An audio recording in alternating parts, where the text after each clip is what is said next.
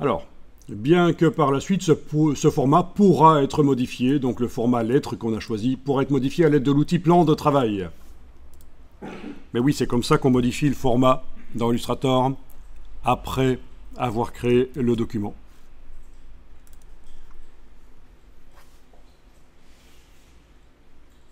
Alors, parallèlement au travail dans Adobe Illustrator, vous devez avoir sous les yeux l'image d'un lion vu de face. D'accord?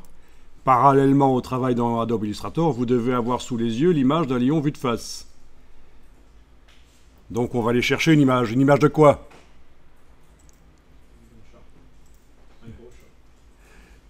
Certains vont me dire une image des yeux d'un lion. Mais si vous relisez la phrase, c'est pas les yeux du lion dont il est question, là, c'est vos yeux à vous. Vous devez avoir sous vos yeux l'image d'un lion vu de face. Il vous servira de référence pour pouvoir dessiner facilement. Il ne s'agit pas d'un décalcage. On ne place pas l'image du lion dans Adobe Illustrator et repasser sur les traits. C'est quelque chose qui peut se faire, mais dans ce cas-ci, on ne va pas le faire. Parce que j'aimerais créer du graphisme et si vous décalquez, ça va être moins intéressant que si vous faites quelque chose que vous allez trouver peut-être moche, j'en suis sûr, mais qui en fait sera très sympa comme dessin. Beaucoup plus sympa qu'un décalcage. Vous voyez un peu l'idée, hein? Et si vous ne savez pas dessiner, c'est encore mieux. Donc, l'image de référence pourrait même être sous copyright. Il y a très peu de chances que le dessin, si on le superpose à la photographie, puisse être utilisé comme preuve que vous avez enfreint le copyright de la photographie. Donc si vous pensez que c'est bizarre que quelqu'un puisse avoir l'idée de superposer votre dessin à une photographie pour prouver que vous l'avez utilisé, sachez que dans les cours de justice, pour les litiges commerciaux, c'est comme ça que ça se passe. Il y a des experts qui montrent aux juges que quand on superpose votre dessin à la photo, vous avez utilisé la photo de tel auteur sans son autorisation. Donc ça débunk un peu une idée que si je dessine par-dessus la photo, il n'y a pas de problème de copyright. Pas du tout. Il y en a. Mais donc là, vu qu'on ne va pas décalquer et qu'on va redessiner à l'œil, il y a peu de chances qu'on puisse prouver que vous avez utilisé la photo. Bien, donc, on va aller chercher une photo sur le web. Je vous laisse faire. Vous vous débrouillez pour trouver une photo d'un lion vu de face. Je vais aller dans Bing.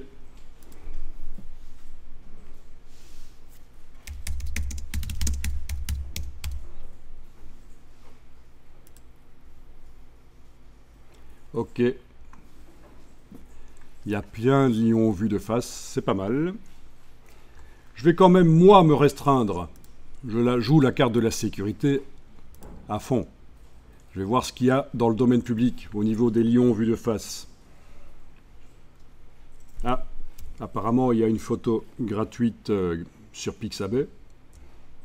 Mais gratuite, il faut vérifier les conditions d'utilisation malgré tout. Si j'étais en Creative Commons, j'aurais certainement plus de résultats.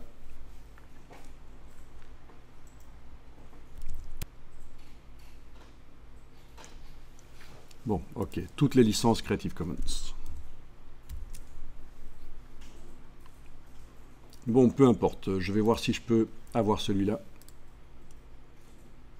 Ok. Il propose tout de suite celui-là de le télécharger, et il ne me l'affiche pas quand j'ai cliqué sur « Afficher l'image » pour la voir en grand. Ceci dit, cette image pourrie ici pixelisée fonctionnerait aussi. Parce que c'est juste pour avoir la tête d'un lion sous les yeux, le temps de faire le travail. Tiens, il a le nez tordu. Il n'a pas le même œil de chaque côté. Ça, c'est la vraie vie, quoi. Personne n'a un visage symétrique. D'ailleurs, si vous aviez un visage symétrique, ce serait bizarre. Les gens auraient une sensation bizarre. Envie d'un petit café? Non, je rigole. Pourquoi je vous montre ça? C'est un logo très connu. Justement à propos de ce dont je viens de parler. C'est dissymétrique. Où ça?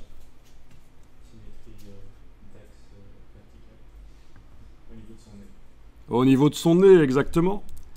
Il y a un détail là. L'ombre d'un côté du nez. Oui, parce que c'est l'ombre, hein. On imagine que c'est pas ses poches d'œil.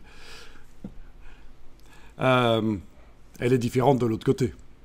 Et si c'était pas le cas, ça serait plus bizarre. Donc c'est très connu dans le monde du graphisme, ce logo. Justement pour ça, pour cette dissymétrie qui est à peine perceptible.